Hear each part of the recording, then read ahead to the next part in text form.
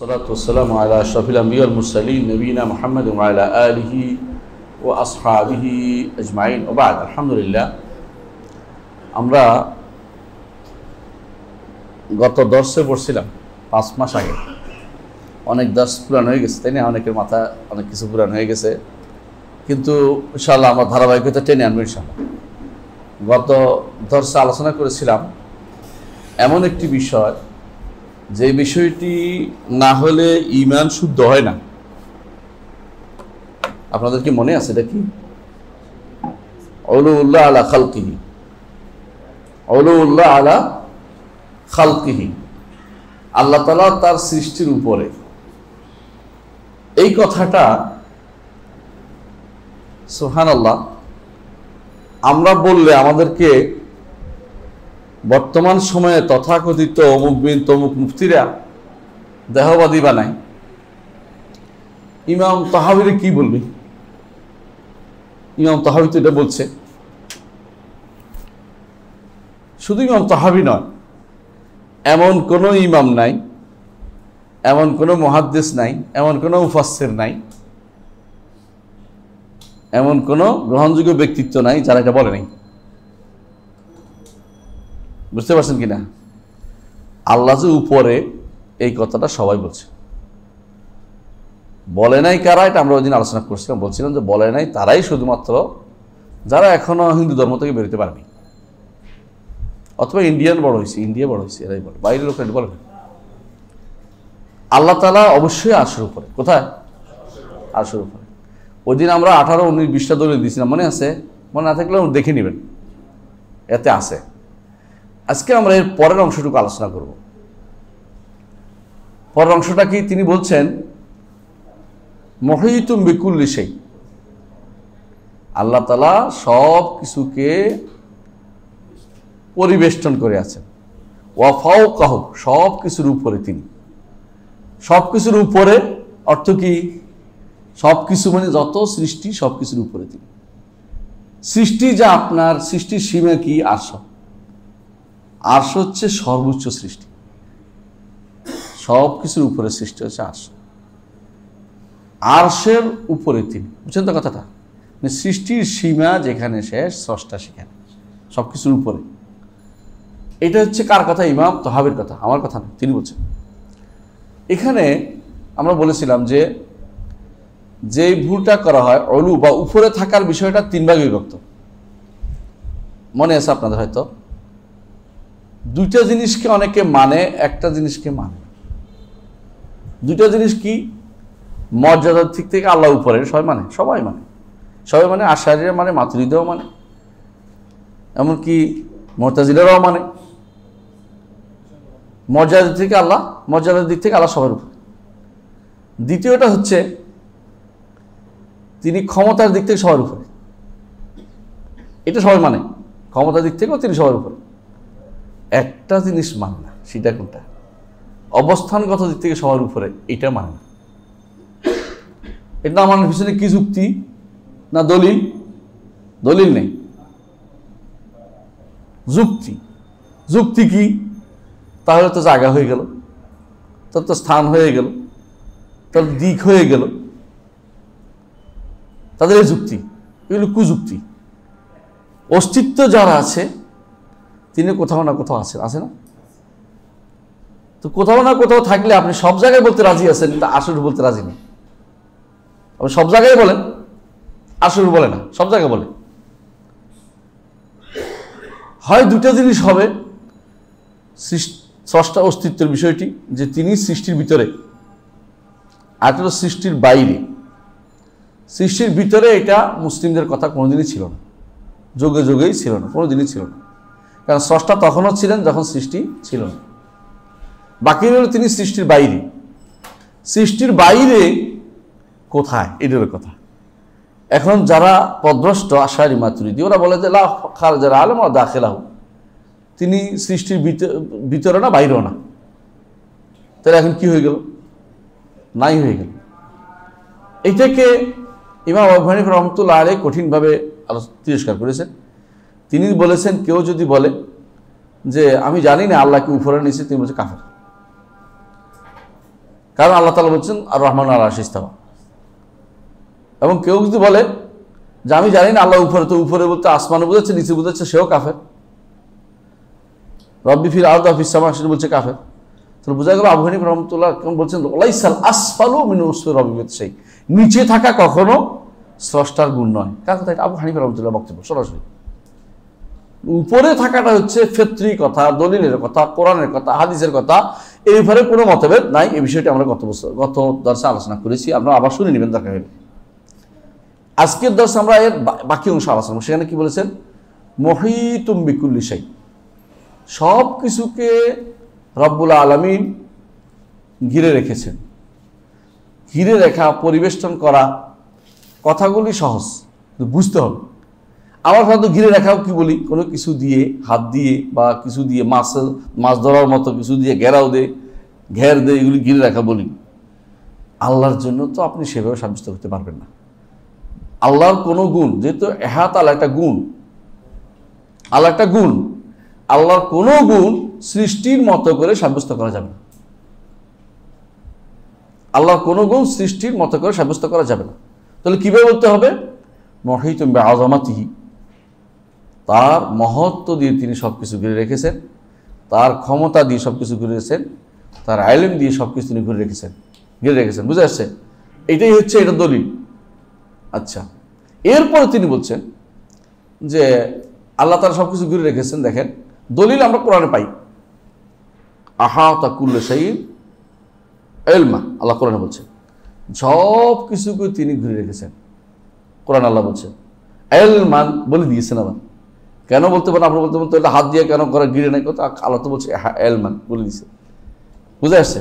তাহলে ইলমান একটা মানবী জিনিস। মানবী অর্থ হলো দৃশ্যমান জিনিস না। ইলম কি দেখে কেউ? দেখে। মানবী একটা হওয়ার কারণে বাকিগুলিও মানবী, অর্থাৎ আল্লাহ তাআলা ঘিরে রেখেছেন মানবীভাবে। কোনো ব্যক্তি ইচ্ছা করলেই কোথাও যেতে পারবে না। আপনি কি করেন, আমি কি করি, তিনি জানেন তো? জানেন। আপনি কোথাও কোনো দূরে পালায় গিয়ে, অন্য কোনো গ্রহে গিয়ে, মঙ্গল গ্রহে গিয়ে মরে গেলেও তো জানবেন, তার ইলমের বাইরে যাবে না, কার কুদরতের বাইরে যাবে না। বাতাসে ফুরাইয়ে দিলে, ছাই করে দিলেও তার ইলমের বাইরে যাবে না। ওই হাদিস মনে আছে আপনাদের? এর অর্থ হচ্ছে আহাতা কুল্লা। এবং এই জন্য আল্লাহ তাআলা কোরআনে কারীম বলেছেন সূরা কাফের মধ্যে, কাদ আলিমনা মা তানকুসুল আরদু মিনহুম ওয়া ইনদানা কিতাবুন হাফিজ, জমিন তার কতটুকু খাবে এটা ভালো করে জানি। আপনার আমার জমিনে কতটুকু খেয়ে ফেলবে আল্লাহ জানে না?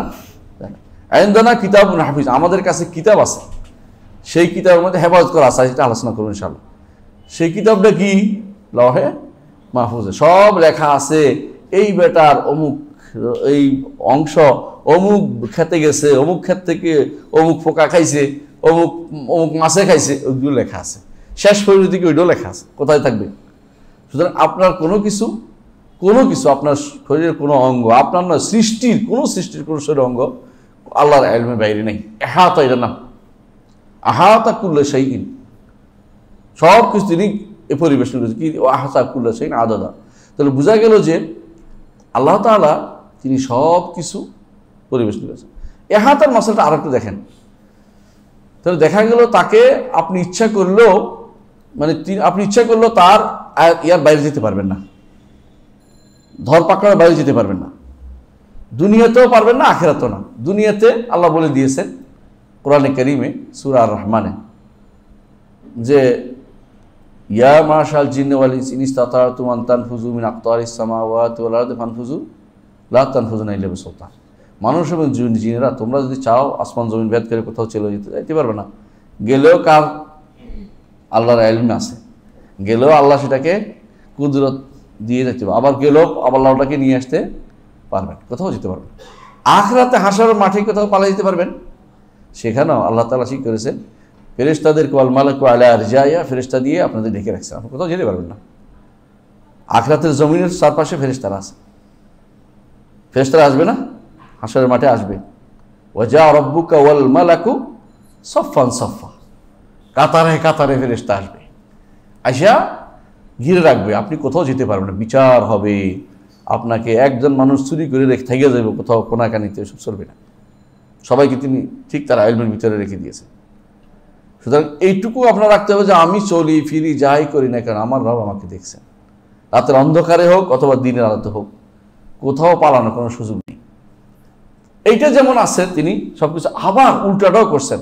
এটা ইমাম বুখারী, ইমাম তাহাবী রাহমাতুল্লাহ বলতেছেন, ওয়াকাদ আজাজা আযজা ওয়া জাল্লা আনিল ইহাতাতি খালকাহু, তিনি আপনাকে পরিবেশন করেছেন, কিন্তু আপনি তাকে কোনো কিছু দিয়ে বেষ্টন করতে পারছেন না, কোনো কিছু দিয়েই না, দেখেও না, এলেম দিয়েও না, বুঝছেন না, ক্ষমতা দিয়েও না, কিছু দিয়ে আপনি তাকে করতে পারছেন না। কেন? তার কুদরত এত বেশি, ক্ষমতা এত বেশি, আপনার কল্পনায় আসবে না। আপনি কুদরত নিয়ে চিন্তা করতে থাকেন, চিন্তা করতে থাকেন, যতই চিন্তা করেন আপনি একসময় করবেন যে আমি আসলে কিছুই বুঝতে পারিনি, চিন্তা আল্লাহর কুদরত নিয়ে চিন্তা করতে পারবো না। এখনো মানুষ অনেক জিনিস আবিষ্কার করতেছে, সমুদ্রের ভিতরে নতুন নতুন মাছ দেখাচ্ছে, দেখে না, এক এক মাছের এই আছে ওই আছে, এক এক মাছ দেখতে কাঠির মতো, এক এক মাছ দেখতে গাছের মতো পড়ে রয়েছে, মনে করছেন আপনি না কিছু একটা মাছ। তো কুদরতের সীমা আপনি কেমনি চিন্তারণ করবেন? কোনোভাবেই আপনি এটাকে পরিবেশন করতে পারবেন না, কারণ তার আজমাতের জিনিসটা বিশাল, তার মহত্বর কারণে। দ্বিতীয়ত, আপনি তার আরো এক কারণে আপনি তাকে তা পরিবেশন করতে পারবেন না, কারণ তিনি আপনার থেকে অমুখাপেক্ষী, আপনি তার মুখাপেক্ষী।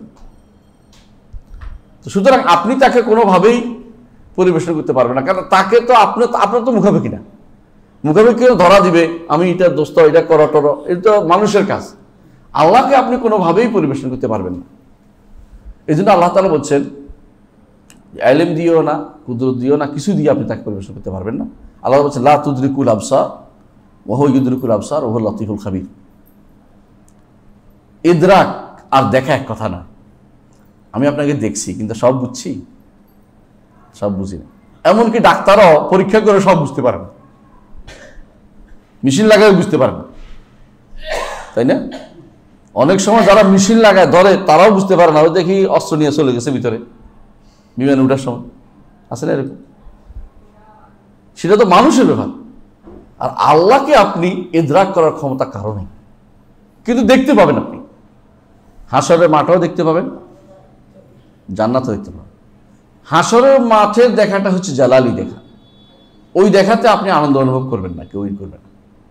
ওই দেখাতে বিচারের দেখা, একান্ত হবে, কথা বলবেন। হাসরের মাঠে তিনি আসবেন, আসে কি বলবেন? আমি তোমাদের রব। বলছেন আমাদের রবরা আমরা চিনব, বলবেন। কিভাবে চিনবে? তখন আল্লাহ তাআলা তার নিজের চেহারা শুরুতে এসে বলবেন, আমি তোমাদের রব। তখনও কিন্তু এই আনন্দ পাবে না যে আনন্দ জান্নাত দেখলে পাবে। তখন আল্লাহ বলবেন যে কিভাবে, তোমাদের আলামত কি?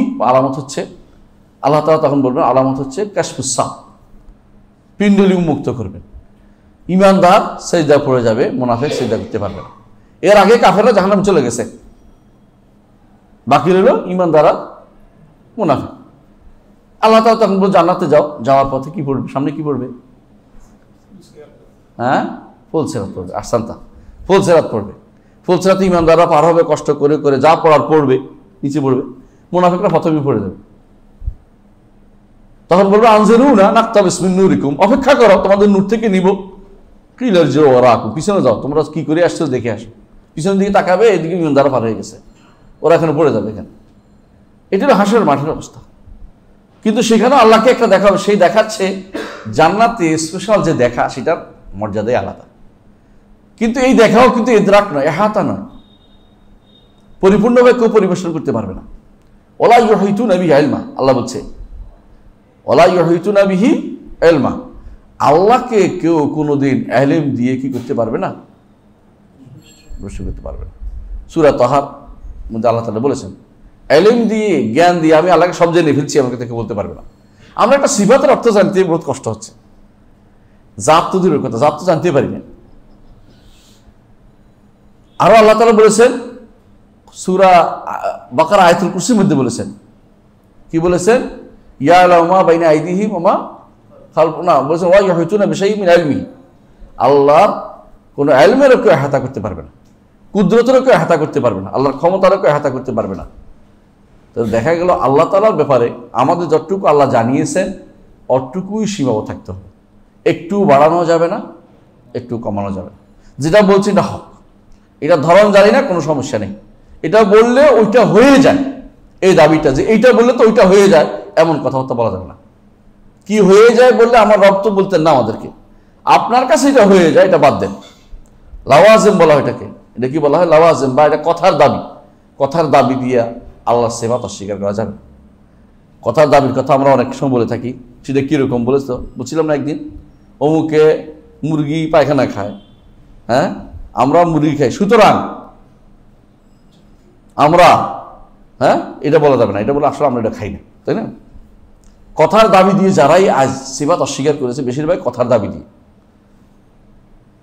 এই যারা বলে আল্লাহর উপরে না, এটা একমাত্র কারণ হচ্ছে কথার দাবি। আল্লাহর যত গুণগুলি অস্বীকার করে সবগুলো তারা কথার দাবি দিয়ে অস্বীকার করে। এই জায়গাতে ইমাম তাহাবী রহমতুল্লাহ আলাইহি এটা বলে দিয়ে কথার দাবি বন্ধ করার জন্য তিনি বলেছেন, বান্দা কোনোদিন আল্লাহর কোনো গুণকে এহাতা করতে পারবে না, সীমাবদ্ধ করতে পারবে না, পরিবেষ্টন করতে পারবে না, ঘিরতে পারবে না। সুতরাং বান্দার দায়িত্ব হচ্ছে আল্লাহ যা বলেছে এটা বিশ্বাস করা, এটাকে অপব্যাখ্যা না করা, এটাকে অর্থহীন না করা, অথবা এটাকে মানুষের সাথে মিলিয়ে না দেখা। তিন জিনিস বন্ধ করতে হবে। এক হচ্ছে মানুষের মতো করে দেখা, এটা নিষিদ্ধ। আরেকটা হচ্ছে অর্থহীন করা, আরেকটা হচ্ছে অপব্যাখ্যা দাঁড় করানো, এটা ব্যাখ্যা দাঁড় করা, এটাকে অন্যমুখী করে দেওয়া, এই তিনটার কোনোটাই করা যাবে না। এটা হচ্ছে ইমাম তাহাবী রহমতুল্লাহ আলাইহি যেটা বলেছেন সেটা। আমরা আজকে এই দর্সের পরে দ্বিতীয় আরেকটা জিনিস শুনতে চাই। তিনি বলেছেন যে আপনার কাছে মনে হইতে পারে এই মাসালাগুলি অনেক জরুরি, এই জন্য যে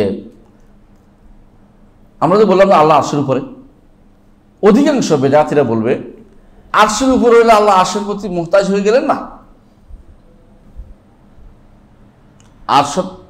আরশের প্রতি তার তিনি দায়বদ্ধ হয়ে গেলেন না, আরশ তাহলে তার প্রয়োজন হল না। এই কথাকে রদ করার জন্য ইমাম তাহাবী নিজে বলেছেন, ওয়াহুয়া মুস্তাগনিন আনিল আরশি, আল্লাহ তাআলা আরশের প্রতি মুহতাজ না। তিনি কিছু করলেই ওইটা তার জন্য বাধ্যতামূলক হবে, ওইটা তার জন্য তিনি এটার প্রতি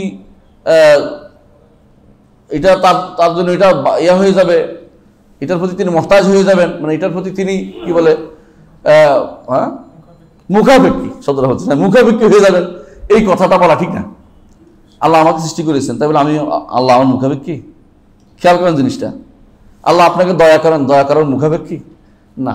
তো এই জায়গাটুকু একটা ভুলের উপর নির্ভরশীল, যে তিনি আরশের উপর বললে তো আরশের উপরে বললেই মুখাপেক্ষী হয় না। আমরা একটা উদাহরণ দিই তাকে সবসময়, আসমানটা জমিনের উপরে না, তাই কি আসমান জমিন কি আসমানের মুখাপেক্ষী না আসমান জমিনের মুখাপেক্ষী? কোনোটাই না। বুঝে আসছে কথাটা? আমরা তো বলি না সূর্য মাথার উপরে, তাহলে কি আমার মাথার মুখাপেক্ষী সূর্য না? কথা বুঝছেন কিনা? উপরে কোনো জিনিসই মুখাপেক্ষী হওয়া জরুরি না।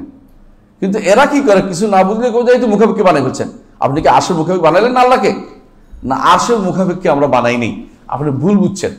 আল্লাহ যেটা বলেছে এটা আমরা বলতেছি, আল্লাহ তাআলা এটা কোনটার মুখাপেক্ষী না। কারণ ওয়াহুয়াল গানিয়ুল হামিদ, এক নম্বর কারণ, যে কারণে তিনি মুখাপেক্ষী না, কারণ আল্লাহ বলেছেন ওয়াহুয়াল গানিয়ুল হামিদ, তিনি সব কিছু থেকে অমুখাপেক্ষী, তিনি সব প্রশংসিত। সুতরাং কোনো কিছু মানুষ তার প্রতি মুখাপেক্ষী, তিনি কোনো কিছুর প্রতি মুখাপেক্ষী নন।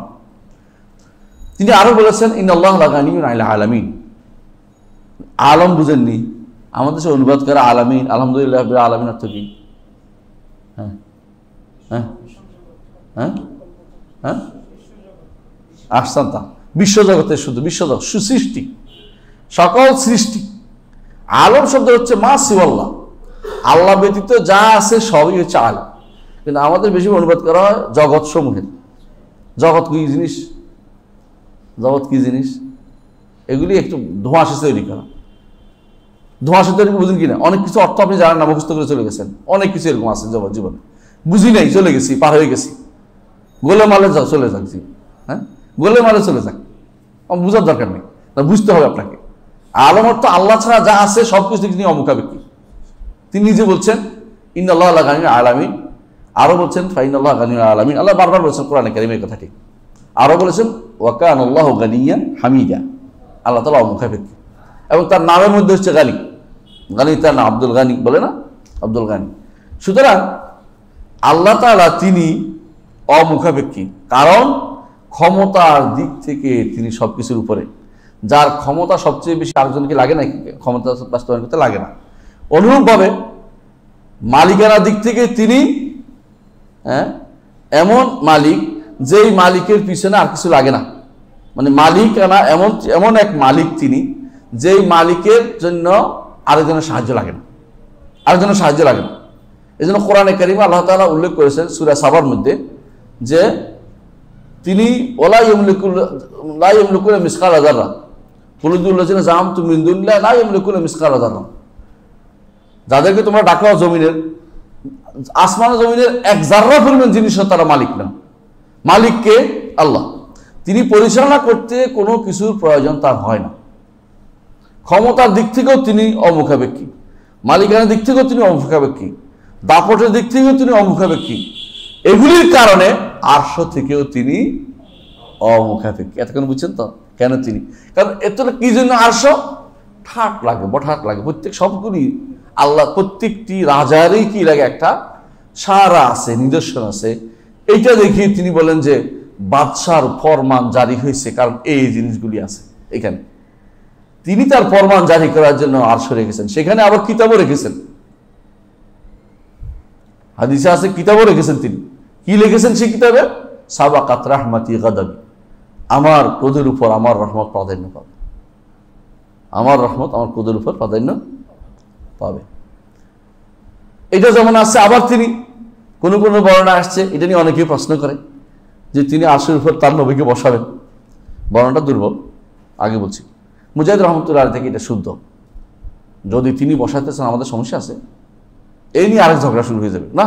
যদি হাদিস শুদ্ধ, আমরা সবার আগে বলি, আমাদের কাছে এর কোনো সমস্যা নেই, আমাদের কাছে এগুলি কোনো সমস্যা নেই। কারণ আল্লাহ যেটা বলেছেন, আমরা যেটা বলো ওইটাই মানি। আপনার যুক্তি ধরলে, বেদাল হইলে, ওইটা হলে, এটা হইলে, এই সমস্ত কিছু আমরা বলি না। কিন্তু এখানে হাদিসটা কি দুর্বল, এটা আমরা বলি। যদিও শেখুল আলবানী চেষ্টা করেছে শুদ্ধ বলতে, আসলে সনদটা দুর্বল। মুজাহিদ রহমতুল্লাহ থেকে বর্ণনাটা শুদ্ধ আছে। মুজাহিদ হচ্ছে তাবেঈর বর্ণনা সবগুলি কিনা আমাদের জন্য আকিদার বিষয় নয়।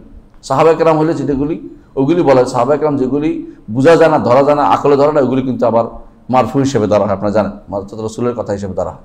কিন্তু এটা এখানে খাচ্ছে না। তাহলে বোঝা গেল যে আল্লাহ তাআলা তিনি গানি, অমুখাপেক্ষী। তার এই অমুখাপেক্ষিতা, এইটা আরেক দিক থেকে এটা প্রমাণ করে যে আমরা সবাই মুখাপেক্ষী। বুঝে আসছে? এই যে আরশ,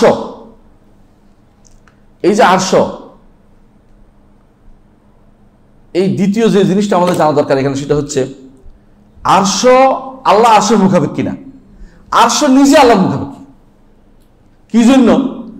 আরশ তার টিকে থাকার জন্য। আল্লাহু লা ইলাহা আল হাইয়ুল কাইয়ুম। কাইয়ুম অর্থই হচ্ছে এটা এমন এক সত্তা, যে সত্তা সব কিছুকে টিকে থাকার জন্য, টিকে থাকার দায়িত্ব দিয়েছেন, টিকে থাকার জন্য একটা অবস্থান দিয়ে দিয়েছেন। আরশ তার জায়গায় টিকে থাকার জন্য রব্বুল আলামিনের মুখাপেক্ষী, রব্বুল আলামিনের মুখাপেক্ষী। সুতরাং কোনো ব্যক্তি যেন না বলে, কেন মুখাপেক্ষী? দেখেন, আরশকে বহন করতে হয়, বহন করতে হয় না? বহন করতে হয়। সে বহন করে কে? ফেরেশতা বহন করতেছে। ওয়াহমিলু আরশ রাব্বিকা ফাওকাহুম ইয়াওমাইযিন সামানিয়া। 8 ফেরেশতা সেদিন সেটাকে বহন করবে। এইটা তার জায়গা আছে। এইটা এই যে আরশের কাওয়াইম আছে, কাওয়াইম কি আছে? কাওয়াইম মানে হলো পায়া, পায়া আছে। এইটা দ্বারা বোঝা যাচ্ছে যে এইটা টিকে থাকার জন্য রব্বুল আলামিনের মুখাপেক্ষী। এটা বহন করতে হচ্ছে। রব্বুল আলামিন এদেরকে বহন, যে তোমরা এগুলো বহন করো, তার মর্যাদা, তার সবকিছু এটা দ্বারা বুঝাচ্ছেন তিনি, যে আরশের উপরে তিনি। আরশ অবশ্যই একটা সৃষ্ট জিনিস। ওদের মত বলবেন না, তথাকথিত গবেষক তৈরি হয়েছে এখন, বলতে আরশ, কুরসি এগুলি তো বোঝা যায় না, এগুলি মুতাশাবিহাত, এগুলি অর্থহীন, এগুলি নিশ্চয়ই কোনো কিছু বুঝাইছে, এগুলি মর্যাদা বুঝাইছে, ক্ষমতা বুঝাইছে, এই যে কথা বলে সব বাদ দিয়ে দিচ্ছে। নাউযুবিল্লাহ। সৃষ্ট জিনিস কোরআন এবং সুন্নাহয় ভর্তি আরশের বর্ণনায়, কুরসির বর্ণনায়। সেখানে আপনি যে অস্ত করে আরেকটা দৌড়াবেন যখন, তখন বুঝবে তো আপনি বিভ্রান্তি তৈরি। আসলে আকীদা না পড়লে, যারা পড়ে না তারা বিভ্রান্ত হবে, কিন্তু যে কোরআন এবং সুন্নাহ থেকে আকীদা নিবে তার কোনো সমস্যা হবে না ইনশাআল্লাহ। এটাই হলো মূল কথা। তাহলে আমার প্রথম কাজ হচ্ছে এটা, যে এরাও আরশ এবং কুরসি বা এই জাতীয় সবগুলি আল্লাহর মুখাপেক্ষী, আল্লাহর মুখাপেক্ষী। কারণ নিজে টিকে থাকার জন্য আল্লাহর মুখাপেক্ষী। আরেকটি কারণ আল্লাহর মুখাপেক্ষী, সেটা কি? আরশ তো আল্লাহর দাস, কুরসি আল্লাহর দাস। আল্লাহর জমিনে এমন কিছু কি আছে, জমিন এবং আসমানে, যেটা আল্লাহ দাস না? আল্লাহ ছাড়া সবাই আল্লাহর দাস। বুঝেছো কথাটা? সব কিছু আল্লাহর দাস। তো আল্লাহ তাআলা কোরআনে কারীম রয়েছে, ইনকুল্লু মান ফিস সামাওয়াতি ওয়াল আরদি ইল্লা আতির রহমানি আবদা। সব আল্লাহ দাস। ওয়া মিন শাইইন লা ইউসাব্বিহু বিহামদিহি ওয়ালাকিন লা তাফকাহুনা তাসবিহাহুম। আরশ আল্লাহ তাসবিহ পাঠ করে। তাহলে বোঝা গেল যে ওই মিন শাইইন, আরশ তো একটা শাই। তাহলে বোঝা গেল সবকিছু আল্লাহর মুখাপেক্ষী, কিন্তু আল্লাহ কারো মুখাপেক্ষী নন। ইমাম তাহাবী রাহমাতুল্লাহ এটা বলে ওদের বক্তব্যকে খণ্ডন করেছেন, যারা বলে যদি আরশের উপর থাকে তো আল্লাহ আরশের মুখাপেক্ষী হয়ে গেলেন না। না, কোনো কিছু উপরে থাকলে মুখাপেক্ষী হয় না। সূর্য আমার উপরে আছে বলে আমার মুখাপেক্ষী, আমার সূর্য আমার মুখাপেক্ষী নয়। আকাশটা আমার উপরে আছে, আকাশ দেখিও নাই, মুখাপেক্ষী অদূরের কথা। দেখছেন আকাশ? দেখছেন কোনো? আকাশ আমরা দেখি না এবং দেখার মতো অবস্থা আমরা নাই। একমাত্র একজন দেখেছেন জীবিত অবস্থায়, তিনি হচ্ছেন মুহাম্মদুর রাসূলুল্লাহ সাল্লাল্লাহু আলাইহি ওয়াসাল্লাম। তিনি আকাশ দেখেছেন। আর কেউ জীবিত অবস্থায় আকাশ দেখে নাই। অথবা যাকে নিয়ে গেছে তার আলাদা কথা উপরে নিয়ে গেছে আল্লাহ তাআলা, বার রাফাউল্লাহ ইলাইহি, ঈসা আলাইহিস সালাতু ওয়াস সালাম, তার কথা কোরআনে আসছে, তিনি দেখেছেন, কিন্তু তিনি আমাদের বর্ণনা করেন না। আরেকটি কারণেও সেটা আল্লাহর মুখাপেক্ষী কি? এটা বিশাল। যে জিনিস যত বেশি বড়, সেই জিনিস তার অবস্থানের জন্য অত বেশি জায়গা মুখাপেক্ষী হয়। বুঝলেন কিনা? একটা মশা উঠতে যতক্ষণ জায়গা লাগে, একটা হাতির বেশি জায়গা লাগে। বুঝলেন না কথাটা? আরশ এমনিতেই বড়, কুরসির চেয়ে আরশ বড়, তাই না? আসমানের চেয়ে কুরসি বড়, জমিনের চেয়ে আসমান বড়। বুঝছেন তো? তাহলে বোঝা গেল বিশাল আল্লাহর আরশ অবশ্যই আল্লাহর মুখাপেক্ষী। এই জন্য আল্লাহ আরশের মুখাপেক্ষী নয়, আরশ আল্লাহর মুখাপেক্ষী। এটা আমাদেরকে বুঝতে হবে। দ্বিতীয় একটা জিনিস বলেছেন তিনি, যে একটা ওয়ানুকুনু বিল্লাহি ওয়াল কালাম। সাধারণত দেখেন আরশ আলোচনা করলে, কুরসি আলোচনা করলে লৌহ কলমের আলোচনা চলে আসে। কেন আসে বলেন তো? এগুলি আল্লাহ তাআলার রুবুবিয়তের রব হওয়ার একটা দাবির অংশ। রুবুবিয়তের অংশ বলতে পারি না, রব হওয়ার দাবির অংশ। তিনি তো রব, সেটা প্রমাণ করে এগুলির মাধ্যমে। রব অর্থ হচ্ছে এমন এক সত্তা যিনি, আপনার শাইখ হোসেন মোহাম্মদ আব্দুল্লাহ রহমতুল্লাহ আলাইহি একটা কিতাব আছে, উসুলুস সালাসাতুর রাসূল, ওটাতে উল্লেখ আছে যে সৃষ্টি জগৎকে তার প্রয়োজন সবকিছু মিটান, ঠিক কিনা? তাই না? রব তো তিনি, যিনি সৃষ্টি জগতের যাবতীয় প্রয়োজন মিটান, ইনি রব। ইলাহ কাকে বলে? সৃষ্টি জগতের যাবতীয় ইবাদত তিনি নেন। উল্টা, রব হচ্ছে তিনি দেন, ইলাহ হচ্ছে তিনি নেন। বুঝলেন তো কথা? পার্থক্য বুঝছেন তো? এটাই তো রব যিনি, তিনি অবশ্যই আপনাকে সৃষ্টি করার আগে আপনার সম্পর্কে জানবেন না? আসমান জমিন সৃষ্টির আগে জানবেন না? আরশ সৃষ্টির আগে জানবেন না? এগুলিকে তিনি লিখবেন না? লিখবেন। না লিখলে কি বলতেন? এমন এক রব যিনি জানেন না কি হবে, বলতেন না? আলিমের বিপরীত হইত, কাদিরের বিপরীত হইত। যেহেতু তিনি আলিম, কাদির, তার গুণের শেষ নেই, সেহেতু আপনার সৃষ্টিকে এইভাবে সৃষ্টি করে ছেড়ে দিবেন, কোনো কিছু জানবেন না, এটা কিন্তু এটা মানা যেতে পারে না। এই জন্য রব্বুল আলামিন তিনি রব, তিনি সৃষ্টি করেছেন, সব কিছু তিনি নিয়ন্ত্রণ করছেন। এমন নয় যে তিনি তার আপনি যে সৃষ্টি করে ছেড়ে দিয়েছেন। এই জন্য আল্লাহ তাআলা কোরআনে বলেছেন, আফহাসিবতুম আন্নামা খালাকনাকুম আবাতান ওয়া আন্নাকুম ইলাইনা লা তুরজাউন। মনে করেছো কি এটা যে তোমাদেরকে এমনি সৃষ্টি করে ছেড়ে দিছি? মা খালাকনা সামাওয়াতি ওয়াল আরদা বাইনাহুমা লাইবিন, খেলার ছলে আসমান জমিন সৃষ্টি করি নাই। সব কিছুকে মা খালাকনাহুমা ইল্লা বিল হক, হক দিয়ে সৃষ্টি। হক বলছিলাম আমরা, মনে আছে? হক কাকে বলে? হ্যাঁ, হক হচ্ছে আদলুন ফিল আহকাম, কোন বিধিবিধান হলে ইনসাফপূর্ণ হবে, হক হচ্ছে এটা। আর যদি কোনো খবর হয় সিদকুন ফিল আখবার, সত্য হবে। আসমান জমিনকে আল্লাহ সৃষ্টি করেছেন, এটা সত্য। ঠিক অনুরূপভাবে তিনি যা যা সৃষ্টি করেছেন প্রত্যেকটা হক, অর্থাৎ প্রত্যেকটাই তিনি দরকার ছিল এবং তার প্রয়োজন, এটা মানুষের প্রয়োজনের কারণেই, এবং এইটা রুবুবিয়তের দাবির অনুসারে এটা অবশ্যই ঠিক আছে। সেই হিসেবে তিনি লওহ এবং কলমও তিনি সৃষ্টি করেছেন। ওয়া নুমিনু বিল্লাহি ওয়াল কলম ওয়া বিজামিই মা ফি কাদ রুকিব। আমরা লওহে কলমের উপর ঈমান রাখি, লওহ এবং কলমের উপর ঈমান রাখি। ওয়া বিজামিই ফিহি মা কাদ রুকিব, এবং লওহের মধ্যে যা লেখা হচ্ছে সবগুলোর উপরও ঈমান আনি। বুঝলেন কিনা? তাহলে কয়টা জিনিস আলোচনা করবো এখানে? লওহ, কলম এবং যা লেখা হয়েছে, তিনটা জিনিস আমরা আলোচনা করবো ইনশাআল্লাহ। আসুন, আমরা ইতিপূর্বে আলোচনা করেছিলাম আরশ কুরসি নিয়ে লম্বা আলোচনা করেছি। আজকে আমরা লওহ কলমের কিছু ইঙ্গিত করব। প্রথমে দেখেন, লওহ এবং কলম এগুলি একদিক থেকে রুবুবিয়তের অংশ। রুবুবিয়তের অংশ না? রব, আমরা বলেছি একটু আগে। আরেক দিক থেকে তাকদীরের অংশ। তাকদীর, আমরা বলি না তাকদীর লেখা হয়েছে, তাকদীরের 4টা স্তর বলি। 4টা স্তর মনে রাখতে পারবেন কে? একটা হচ্ছে কি, আল্লাহ সব জানেন, আল্লাহ সব লিখেছেন, আল্লাহ সব হওয়া চান, হয়। লওহে কলমের কোনটার সাথে জড়িত? এটা দ্বিতীয় স্তরে। আল্লাহ তাআলা জানেন, আল্লাহ তাআলা লিখে রেখেছেন। লিখে রেখেছেন কোথায়? লওহে মাহফুজে। কি দিয়ে লিখেছেন? কলম দিয়ে। তো কলম এবং লওহে মাহফুজ, কলম এবং লওহ দুইটা আমার তাকদীরের সাথে সম্পৃক্ত। আর তাকদীরটাও ঈমান বিল কাদর, ঈমান বিল রুবুবিয়তের সাথে সম্পৃক্ত। ঈমান বিল কাদরটা কি সম্পৃক্ত? রুবুবিয়তের সম্পৃক্ত এবং আসমার সাথে সম্পৃক্ত। কারণ তাকদীরের মধ্যে ইলম আছে, তাকদীরের মধ্যে মাশিয়া আছে, তাকদীরের মধ্যে খালক আছে। এগুলো সবই হচ্ছে কি সিফা, সিফা কিতাব ও সিফা।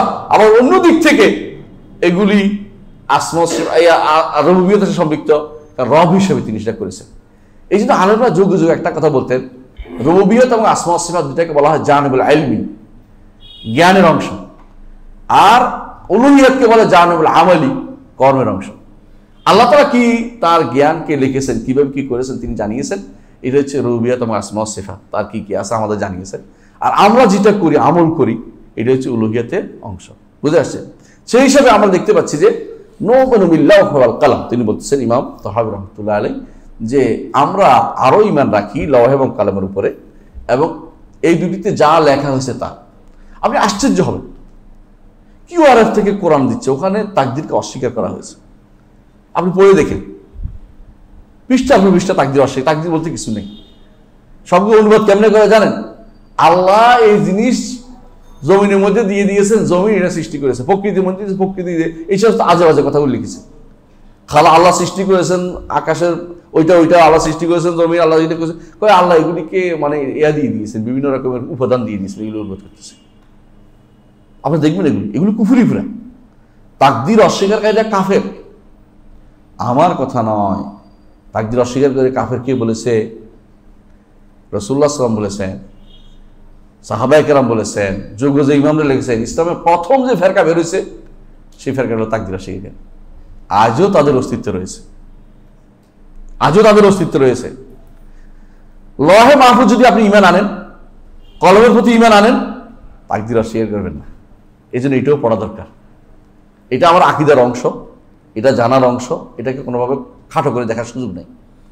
এখন আসেন, বলবেন যে কোরআন কলমের যে আছে, কলমের দলিল দেন। দলিল আল্লাহ কোরআন উল্লেখ করেছেন, নুন ওয়াল কলমে ওমা ইয়াসতুরুন। এই কলম বলতে সেই কলমের শপথ করেছেন, যে এই কলম আল্লাহ তাআলা যে কলম দিয়ে তাকদীর লিখেছেন।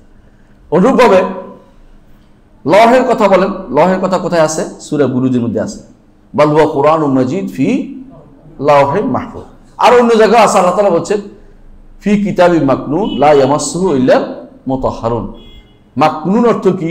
মাহফুজ। এমন একটি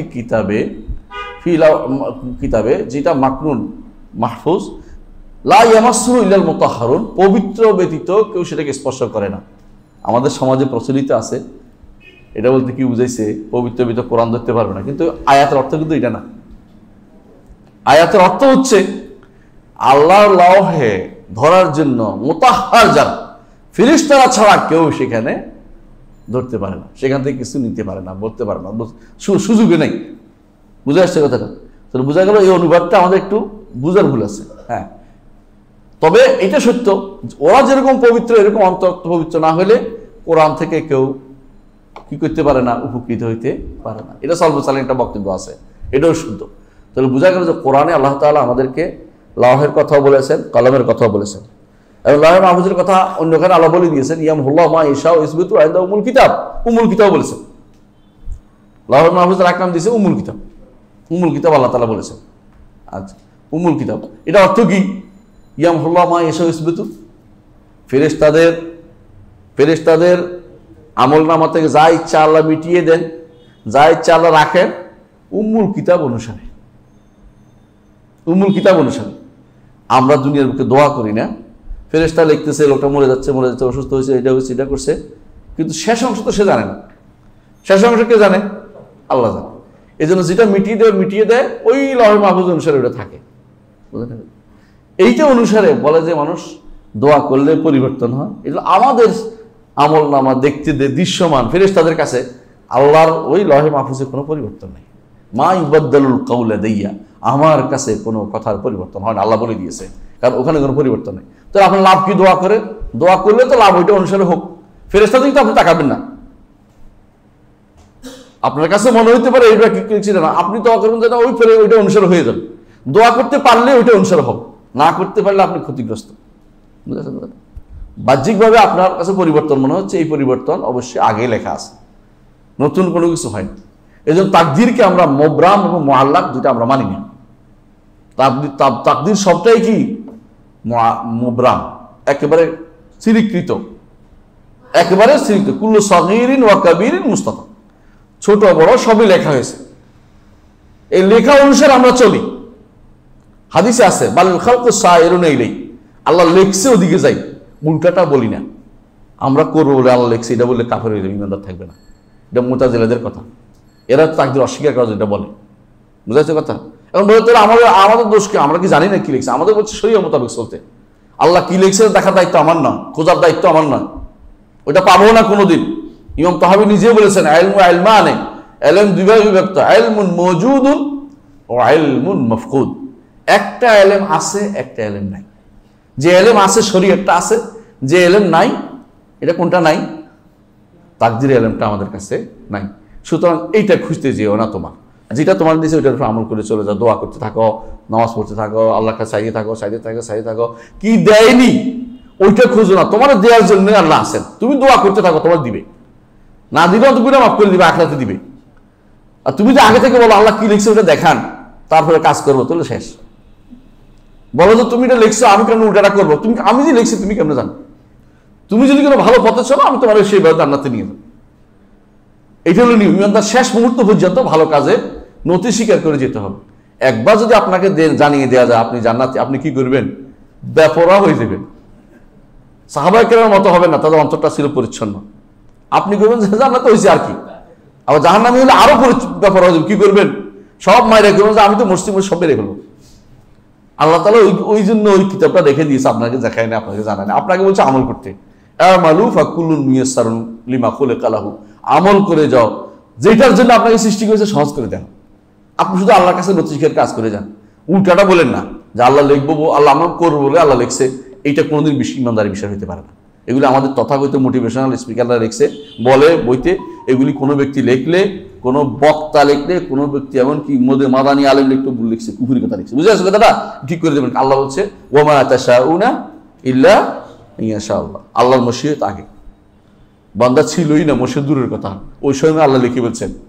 বুঝে আসছে? বন্দা করবে বলেছে, বন্দার তো এত ক্ষমতা যে নিজে যা ইচ্ছা করে। তো আমি বলতাম যে আমি 2000 বছর বাঁচতে চাই। হ্যাঁ, এবার তো আল্লাহ আমারটা লেখে না কেন? আপনারা লিখবে কি? ফালতু কথা বলতে জায়গা পায় না, এরা বুঝে না যে জিনিসটা কত মারাত্মক কথা বলছে। এটা বলে কোনোদিন কোনো ব্যক্তিরা বলতে পারে না যে আমার কথা অনুসারে, আমার কাজের অনুসারে আল্লাহ লিখতেছে। তাহলে আল্লাহ হলো নকল নবী, আপনি হচ্ছেন কাজকারীতে, কর্মকাণ্ড পরিচালনা। এটা হইতে পারে না। এই তাকদীরের এই মাসলাটা খুবই সহজ, কিন্তু মানুষ এটা জটিল বানিয়ে ফেলছে। একটাই সহজ, কি? এই কাজ আল্লাহ লিখছেন, তার লেখার দায়িত্ব তিনি দায়িত্ব নিয়েছেন, তিনি লিখছেন। আমাদের ওইটা খোঁজার দায়িত্ব না, আমার দায়িত্ব শরিয়া মোতাবেক চলার দায়িত্ব। তিনি কি লিখছেন এটা তিনি সে অনুসারে আমাদের অবশ্যই সেটার দিকে আমি যাব। হাদিস এটা আছে সাইরুন ইলাইহি, ওইদিকে যাবে মানুষ, যেটা আল্লাহ লিখছে। কিন্তু কি লিখছে ওইটা আমাদের জানা নেই। আমাদের দরকার শরিয়া মোতাবেক চলা। বুঝে আসছে কথাটা? তাহলে আমরা দেখা যাচ্ছে যে আল্লাহ তাআলা অবশ্যই সবকিছু লিখেছেন। এখন বলেন আল্লাহ যা লিখেছে এটাকে পরিবর্তন করতে পারবে কিনা? ইমাম তাহাবী নিজে বলতেছেন যদি সমস্ত সৃষ্টি একত্র হয় আল্লাহ যা লিখছে এটাকে পরিবর্তন করতে তারা পরিবর্তন করতে পারবে না। পারবে না। তাহলে এখন কি করতে হবে আমাদেরকে? আল্লাহর কাছে নথি স্বীকার করে ওই পথের প্রতীক হতে হবে যে আমাদের কাজ হচ্ছে আল্লাহ লিখছেন, অবশ্যই তাকদীর লেখা আছে, আমার দায়িত্ব তাকদীর ইমান রাখা, তাকদীর লেখা আছে ইমান রাখা, আর শরীয়ত অনুসারে কাজ করে যাওয়া। দুইটা জিনিস আছে, একটা হচ্ছে শরঈ, একটা হচ্ছে কাদর। কাদর খুঁজবেন না, কাদরে ইমান আনবেন, আর শরঈ খুঁজবেন এবং আমল করবেন। শরীয়ত খুঁজবেন, ইমান আনবেন, আমল করবেন। তাকদীরের ব্যাপারটি ইমান আনবেন শুধু, এটা খুঁজেই বেড়াবেন না তাকদীরে কি লেখা আছে খোঁজার দায়িত্ব আমার নয়। আমি বিশ্বাস করবো আল্লাহর কাছে সবসময় ভালো কিছু চাইবো, আল্লাহ তাআলা আমার জন্য ভালোটাই লিখবেন। এটা ভালোটাই করবেন, এটা হলো নিয়ম, ইমানদারের নিয়ম। এটা এর বাইরে যেতে পারে না কোনোভাবেই না। এখন আসেন, কোনো বর্ণনায় আসছে, আলেমরা বলে থাকে যে লওহ কি জিনিস, এটা লওহে মাহফুজ জানতে ইচ্ছা করে, মানুষের উৎসুক অনেক বিশাল জিনিস। লওহ কি জিনিস? তথাকথিত গবেষকরা হইলে যারা বলতাম যে লওহ বলতে কিছু বোঝা, লওহ একটা বলছি আর কি, একটা যারা তাকদীর অস্বীকার করে তারা এরকম বলে, কিন্তু না, আমাদের ইমামরা বলেছেন খালাকাল্লাহুল লাওহা মিন দুরাতিন বাইদা, আল্লাহ তাআলা সৃষ্টি করেছেন লওহে মাহফুজকে শুভ্র মুক্তা দিয়ে সৃষ্টি করেছেন। মুস্তাদরাক হাদিসটি এসেছে, মুজামুল কাবির হাদিসটি এসেছে, কেউ হাদিসটি দুর্বল বলেছেন, শাইখুল আলবানী হাসান বলেছেন, খেয়াল করেন জিনিসটা। এবং কেউ বলেছেন হাফাতাইহে আদ-দুরর ওয়াল ইয়াকুত, তার উভয় বেষ্টনী পর্যন্ত যে কোনো জিনিসের উপরে থাকে কভার, এটা দুরর ওয়াল ইয়াকুত, মুক্তা এবং ইয়াকুতে এটা দেয়া আল্লাহ তাআলার পক্ষ থেকে। আচ্ছা, গেতাজ ডেকে বলা হয় এটাকে, ঢাকনাটা উপরেরটা। আর লওহটা কিসের? হাদিস বর্ণায় আসছে হামরা, লাল রঙের লওহটা। এটা কিন্তু বিভিন্ন বর্ণায় আসছে। আমরা যদি কোনো হাদিসটা সনদ শুদ্ধ বলি তাহলে আমাদের সমস্যা নেই, যদি হাসান বলি সমস্যা নেই। দুর্বল বললে কার কৌল হবে? এটা সলফে সালিহিনের কৌল হবে, বুঝে আসছে কথাটা? কিন্তু যদি কোনো হাসান সহি হয়ে যায়, যেভাবে শাইখেরা কোনো শাইখ বলেছেন, তাহলে আমাদের এই ব্যাপারে বাধাই দেওয়ার দরকার নেই, এটা হতে পারে, এটা কোনো সমস্যা নেই আমাদের। আসেন আরেকটু, এমনকি সলফে সালিহিন এটাও বলছেন আল্লাহ তাআলা এটা রেখেছে আন ইয়ামিনিল আরশে, লওহে মাহফুজ আরশের ডান পাশে রেখেছে। হ্যাঁ না, ডান পাশে আমি বলছি ডান পাশে, ইয়ামিন আন ইয়ামিনিল আরশ, হ্যাঁ ইয়ামিনিল আরশ। এমনকি বলেছেন যে এটা ইসরাফিলের চেহারার উপরে, কপালের উপরে, ইসরাফিল দেখতে পায়নি, ইসরাফিলের কপালের উপরে।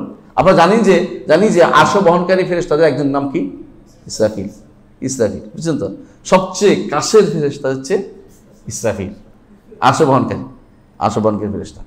তো ফেরেশতা দেখতে পায় না, এটাও আছে, বর্ণনা আসছে বিভিন্ন সলফে সালিহিন বর্ণনা আসছে, সর্বাধিক বর্ণনা আরও আসছে। আল্লাহ তাআলা কলম সৃষ্টি করেছেন নূরের কলম, নূর দিয়ে কলম সৃষ্টি করেছেন, এবং এটার দৈর্ঘ্য হচ্ছে মা বাইনা সামাই ওয়াল আরদ, এত বড়। আসমান এবং জমিনের মধ্যে দূরত্ব এত বড় দূরত্ব। আল্লাহ মাহফুজের দৈর্ঘ্য হচ্ছে মা বাইনা সামাই ওয়াল আরদ, আরদ হচ্ছে পূর্ব পশ্চিম, মাঝখানে হচ্ছে এর বড়ত্ব। অর্থাৎ যত চিন্তা করেন যে এমনি তত বড়, আর যত চিন্তা করতে পারেন এত উপরে নিচে অত বড়, এটা হলো বোঝানোর উদ্দেশ্য। মানে আসমান জমিন যেরকম বড় এরকম বিশাল, আর এদিকে প্রস্থ হচ্ছে পূর্ব পশ্চিম, অর্থাৎ যত পূর্ব পশ্চিম হিসাব করতে পারে। মানে এটা বোঝানোর জন্য এটা বলা হয়েছে, বর্ণনা আসছে এটাও। এবং এগুলি হাদিসগুলো কেউ হাসান বলেছেন, কেউ দুরুল বলেছেন, কিন্তু আমরা দেখতে পাচ্ছি শাইখুল আলবানী এটাকে কেউ হাসান বলেছেন, কেউ তবারানি হাদিস, এটা আমরাকে হাদিস হিসেবে ইমাম তাহাবী উল্লেখ করেছেন, আমরা সেভাবে উল্লেখ করে থাকি। এগুলির মধ্যে দোষের কিছু নাই, মনে রাখবেন। কেন দোষ নেই বলেন? এই জন্য যেহেতু এগুলি মূলটা সাব্যস্ত, লওহ সাব্যস্ত।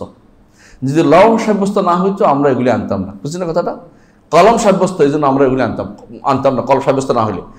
থাকার কারণে সালাফদের বক্তব্য দিয়ে সেগুলি শক্তিশালী করা হয়, এগুলি নিয়ম। এটাকে বলে ইস্তেনাস, এটাকে ইস্তেদলাল বলা হয় না। ইস্তেদলাল, ইহতিজাজ এবং ইস্তেনাসের মধ্যে বিশাল পার্থক্য আছে, আলেমরা সেটা বুঝে। যারা বুঝে না তারা শুধু ঝগড়া করে থাকে। এখন বলেন একটা কথা, যে হাদিস আছে রাসূলুল্লাহ সাল্লাল্লাহু আলাইহি ওয়াসাল্লাম বলেছেন আল্লাহ তাআলা লিখেছেন, তাই না? কোন জিনিস কতদূর পর্যন্ত লিখেছেন? সবকিছু তিনি যা জানেন সব কি লিখছেন? না, আল্লাহর ইলম সব লেখেন নাই। আল্লাহর ইলম যত, সে ইলমের তুলনায় লেখা তত বড় না। লেখা হচ্ছে ইলা কিয়ামিস সাআ, হাদিসে আসছে কিয়ামত পর্যন্ত যা হবে তা লিখছে, এর পরেরটা লেখার কথা বলা হয় নাই। ইলা কিয়ামিস সাআ, খেয়াল করে হাদিসে এটা আসছে। এর অর্থ হচ্ছে আপনাকে লেখারও একটা জায়গা আছে, আর আল্লাহ যা চাইছেন তা লিখছে সৃষ্টি সংক্রান্ত। যেটা তিনি চাচ্ছেন সেটা তিনি লিখেছেন, সবকিছু লিখে রাখছে। অর্থাৎ আল্লাহর ইলম সব লিখেছে, এটা কেউ বোঝানো না বলে তার ইলম হতে লেখা আছে, ওইটা চুরি করতে পারে না, এটা কইেন না, নাউযুবিল্লাহ।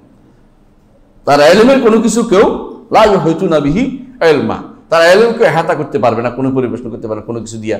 ওই কিতাবও লেখা নাই ওই ইলম পুরোটা, যতটুকু তিনি ইচ্ছা অতটুকু শুধুমাত্র কিয়ামত সাআ, কিয়ামত অনুষ্ঠান পর্যন্ত শুধুমাত্র সেটাই লেখা হয়েছে। আচ্ছা, আরেকটি হচ্ছে দেখেন প্রশ্ন, এটা একটা ব্যাপক প্রশ্ন সবসময় করে থাকে সবাই, যে আউয়ালু মা খালাকাল্লাহুল কালাম, এটা নিয়ে সব ঝগড়া হয়ে থাকে না? আল্লাহ প্রথম সৃষ্টি করেছেন কলম, তাই না?